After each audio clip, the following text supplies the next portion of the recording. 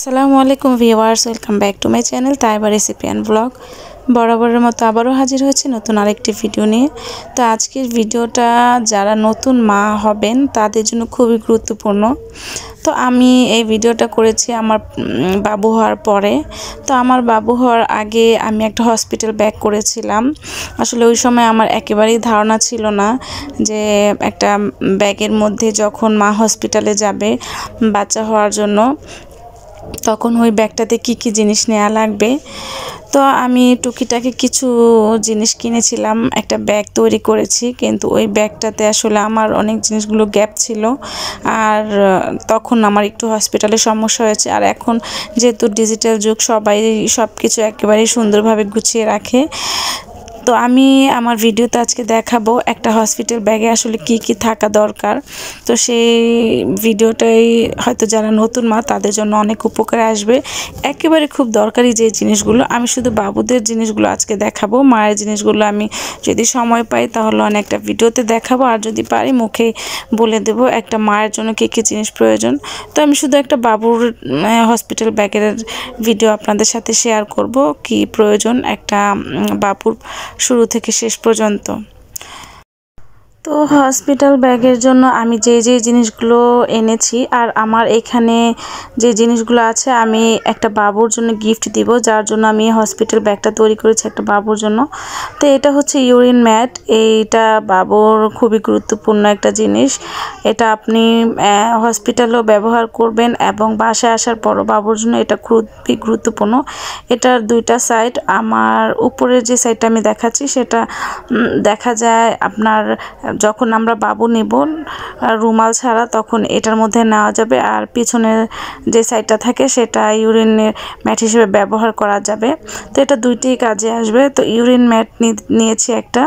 তো আমি বললাম যে আমি এইগুলো গিফট করব আমার এক আত্মীয়কে, তার নতুন বেবি হবে এই প্রথম, যার জন্য আমি গিফট দিব। আর কি রেখেছি হসপিটাল ব্যাগে সেটাই আপনাদের দেখাচ্ছি। তো এই যে দুইটা রুমাল, দুইটা তোয়ালে, এই দুইটা তোয়ালে দিয়েছি বাবু হওয়ার পরই বাবুকে নেওয়ার জন্য। নরম একদম তুলতুলে কাপড় দরকার, তো আমি এখানে রুমাল দিয়েছি। তো এইখানে আছে আপনার এটা হচ্ছে বাচ্চা হওয়ার সাথে সাথেই বাচ্চাকে একটা মানে পোছানোর পরে বা পরিষ্কার করার পরে একটা ড্রেস পরানো হয়। তো আমি একটা সেট নিয়েছিলাম আড়ং থেকে। তো ওইটার সাথে এই ফতুয়াটা ছিল। একজন এক ধরনের জামা কাপড় পরায়, তো আমি এইটা একটা সেটের সাথে দিয়েছি। তো এখানে নেনটি দেওয়া আছে, তারপরে হচ্ছে একটা ফিটার দানি দেওয়া আছে, ফিটার গরম রাখার জন্য। আর এটা হচ্ছে বাবুকে নেওয়ার জন্য একটা তোয়ালে সিস্টেমের। জিনিসটা খুবই সুন্দর লেগেছে আমার কাছে, আর এটা আড়ং থেকে নিয়েছি। তো এটা হচ্ছে মাথা ঢেকে যখন আমরা বাবুকে হসপিটালে বা কোথাও নিয়ে যাব, তো মাথার ক্যাপ টাওয়েল বলে এটাকে। এটা মানে ক্যাপ বিভিন্ন হসপিটালে যাওয়ার জন্য বা বিভিন্ন জায়গায় নেওয়ার জন্য এটা ব্যবহার করা হয়। তো এটাও গুরুত্বপূর্ণ। তো এই ক্যাপ টাওয়েলটা নিয়েছি।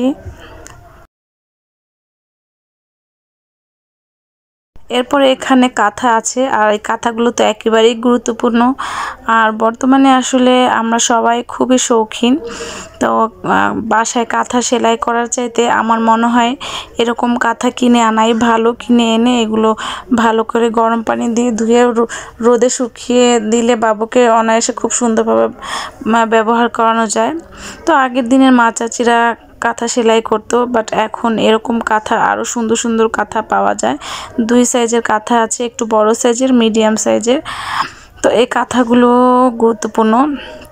তো এখানে আমি দুইটা সাইজের কাঁথা নিয়েছি। একটা হচ্ছে মোটামুটি বড়, এটা একটা বাবুর জন্য, আর হচ্ছে ছোট, একেবারে তো ছোট না।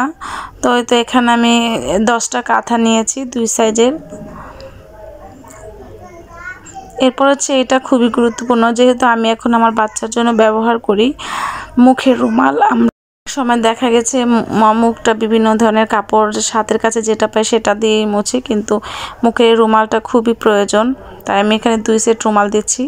আর এইটা হচ্ছে একটা বাবুর মোস্ট ইম্পর্টেন্ট একটা জিনিস, আমি যেটা মনে করি, মুখের জিহ্বা পরিষ্কার করা।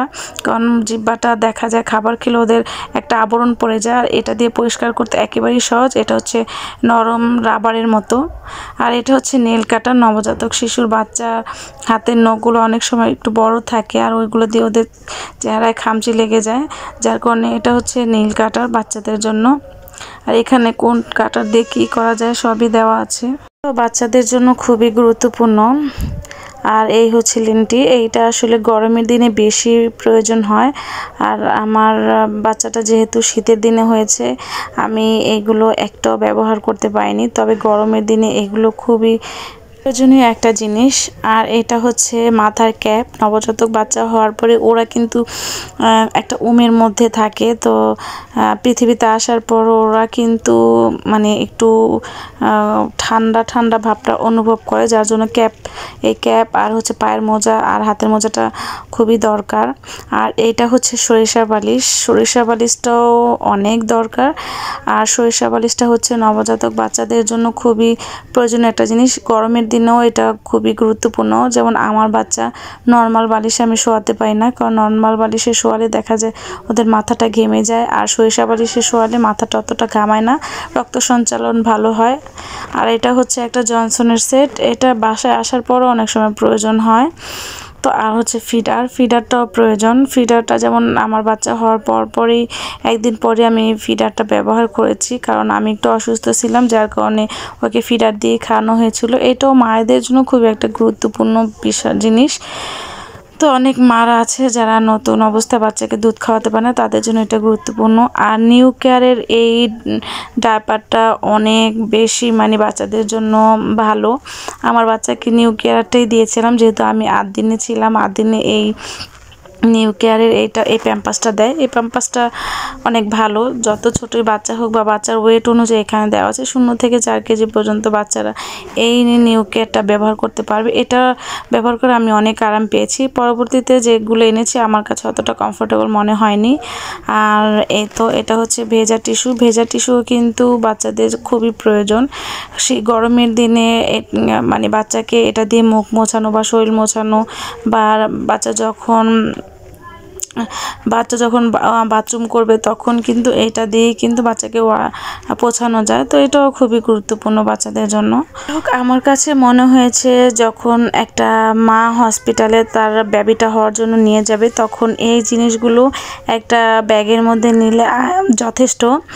এর বেশি আর কিছু না নিলেও চলবে, শুধু বাচ্চার পরনের পোশাকগুলো হয়তো একটু বেশি নেওয়া লাগতে পারে। এছাড়া আমার মনে হয় না আর এত বেশি প্রয়োজন। তবে এখানে যেগুলো আছে সবই খুবই গুরুত্বপূর্ণ।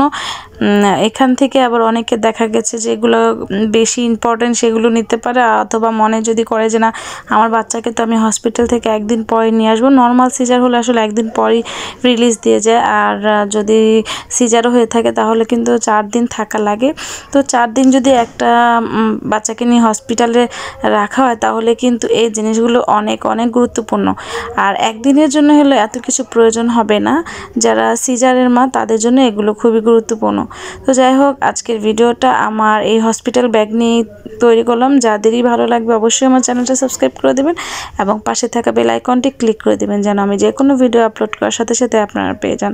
তো আজকের ভিডিওটা এ পর্যন্তই। সবাই ভালো থাকবেন। আসসালামু আলাইকুম।